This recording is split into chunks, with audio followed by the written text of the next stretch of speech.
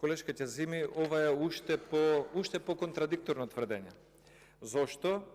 Ако вие сега влегувате во власта за да ја реформирате власта и државата, тогаш што не влеговте во 2020 година?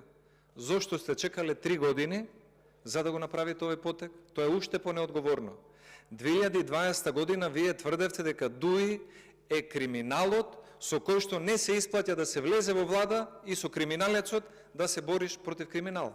Тоа е изјава на вашиот председател, господин Тарвари. И испаѓа сега дека или тој не бил во право и не бил свесен што говорел во 2020-2021 година, или вие денес кажувате работи паушално, само колку за да се релативизираат позициите кои што некога сте ги имале.